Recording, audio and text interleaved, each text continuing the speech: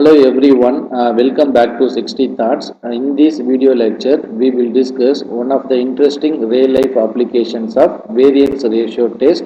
Otherwise, it is called a in-test hypothesis. Let us consider one statement. Here, two independent samples of size 9 7 from the normal population had the following values of the variables. So here they given two different samples.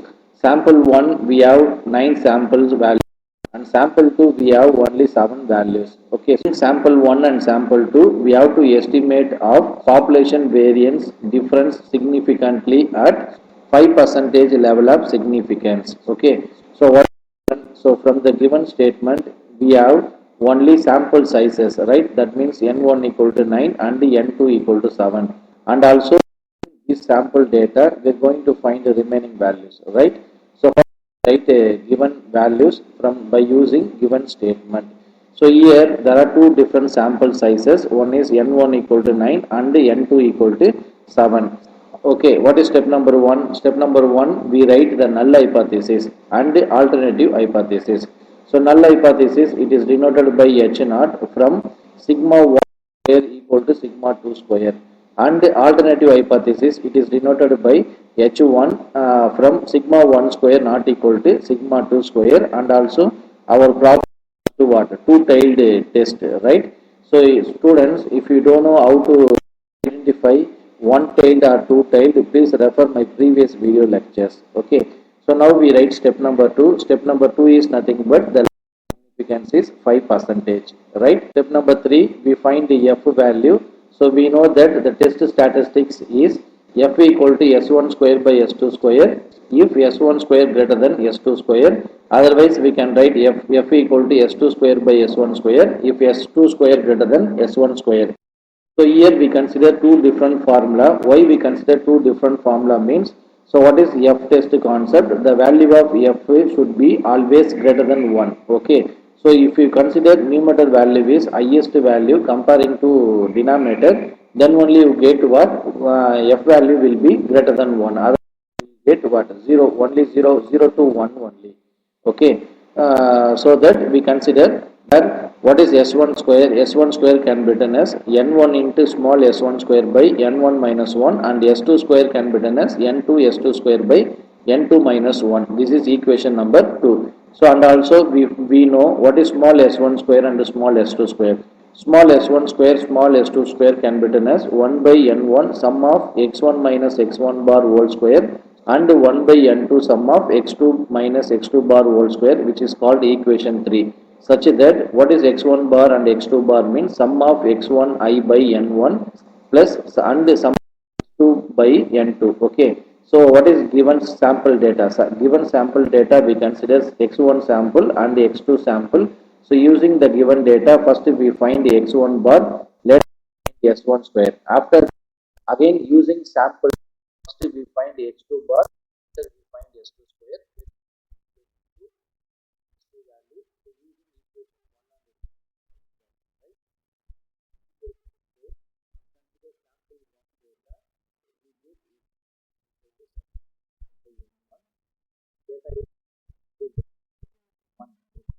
Sum of X adding all the values by we have 9. So we get 129 by 33. So data is going to find what small S1 square. What is X1 minus? Okay. So we consider data is X1I. Substitute what is X1 bar? X1 bar value 0.333. Substitute X1 equal to first data 18. 18 minus 14.333. You get what? 4.33. Then take square 13.446. In the same way, we get remaining values, right? So we know that from equation 3 is what? We know that small s1 square is nothing but 1 by n1 into sum of x1 minus x1 bar whole square. If we are finding this term, we need sum of this term answer, right? So what is sum of x1 minus x1 bar whole square, which means adding these 9 values, you get 29.9982 by total number of sample size 9. If we simplify this, we get s1 square equal to 3.331. Okay, right. Okay, again we consider equation 4, that is nothing but x2 bar equal to sum of x2 by n2. Sum of x2 is nothing but adding sample 2 data values by total number of sample, we have 7. Okay, if we add all sample values, you get 110 by 7. Simplify this expression, we get 115.714. Okay, so next we form the table values, that means 2 minus x2 bar whole square value. So we consider a sample 2 data.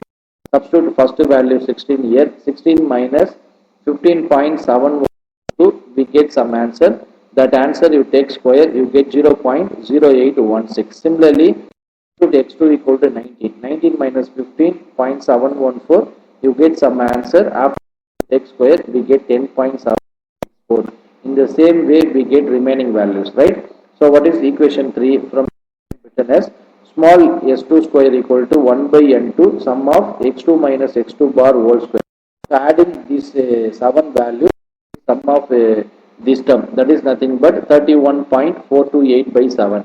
Simplify this expression, we get s2 square equal to 4.4897, right? So using equation 2, so you substitute small s1 square and s2 square in equation 2, we get a capital S1 square, capital S2 square. That is nothing but n1 small n1 square by n1 minus 1. N1 value is 9, S1 square value 3.3331 by 9 minus 1 8. Okay, simplify this expression, we get capital S1 square equal to 3.7497. In the same way, we find capital S2 square, that is nothing but 5.2379. So using S1 square, S2 square, we are going to find a capital F value. What is capital F formula? Either we consider S1 square by S2 square or S2 square by S1 square, but it satisfies some condition. So what is that condition is, numerator we should consider always the largest value of either S1 square or S2 square. Here what is S1 square value? 3.74. S2 square value is what? 5.2. So therefore, obviously S2 square is what? Largest value comparing to S1 square. Therefore, from equation 1 can be written as capital F equal to S2 square by S1 square. If S2 square by S1 square. Why? Because the value of F should be what? Is always greater. If we consider S1 square numerator, we get answer is what? 0 point something only. Okay. So that we consider S2 square by S1 square. What is S2 square? 5.2379, 3.7497. Simple expression, we get F equal to 1.3968. Okay.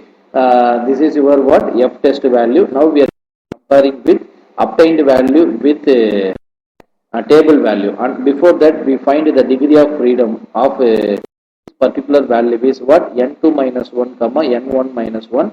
N2 value is 7, 7 minus 1 is 6, 8, 9 minus 1 means 8. So 6 comma 8. Okay. So using this value, we are going to write step number 4. What is step number 4? Step number 4, the table value of F at 5% level of significance.